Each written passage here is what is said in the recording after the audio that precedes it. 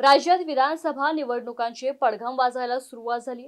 कोणत्याही क्षणात राज्य विधानसभा निवडणुका जाहीर करण्यात येऊ शकतात। त्यानंतर तात्काळ आदर्श आचारसंहिता लागू शकते। या पार्श्वभूमीवर परतूर मंठा तालुक्यातील काँग्रेस पक्षात आमदारकीसाठी सर्वाधिक इच्छुक उमेदवार असल्याने काँग्रेस पक्षातील वरिष्ठ नेत्यांची उमेदवार निवडीसाठी डोकेदुखी वाढू शकते। परतूर मंठा विधानसभा मतदारसंघात काँग्रेस पक्षातून इच्छुकांच्या भाऊगर्दीची संख्या वाढली असून उमेदवारी केवळ एकाच व्यक्तीला मिळणार असल्याने ऐन निवडणुकात काँग्रेस पक्षांतर्गत वाद निर्माण होऊ शकतो। काँग्रेस पक्षांतर्गत वादाचा फायदा विरोधी पक्षाला नक्कीच मिळू शकतो अशी सूत्रांची माहिती आहे। परंतु आजची महाराष्ट्रातील परिस्थिती बघता काँग्रेसलाच फायदा होईल असं आपल्या महाराष्ट्र या चॅनलच्या लक्षात येतोय। तो कसा ते जाणून घेणार आहोत आजच्या या व्हिडिओच्या माध्यमातून। नमस्कार, मी श्यामल आणि आपण पाहत आहात महाराष्ट्राचा। व्हिडिओ सुरू करण्यापूर्वी सबस्क्राइब करायला विसरू नका।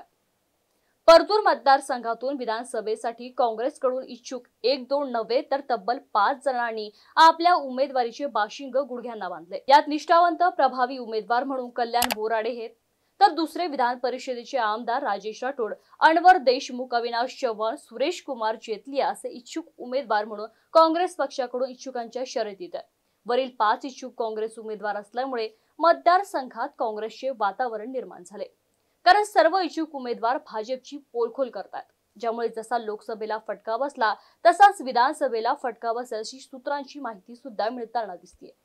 मतदारसंघात स्वतःला उमेदवारी मिळवण्यासाठी पक्षातील वरिष्ठ नेत्यांना आपापल्या परीने भेटीगाठी साकडे घालण्यात येते।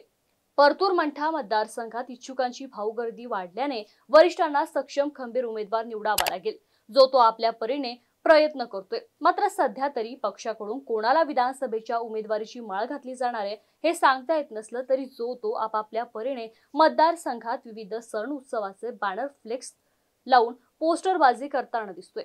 काँग्रेस पक्षाकडून प्रत्येक जण मलाच उमेदवारी जाहीर करण्यात येणार असल्याचं बोललं जातंय। सध्या तरी सर्वच इच्छुक उमेदवार मतदारसंघात कामाला लागल्याचं चित्र पाहायला मिळतंय।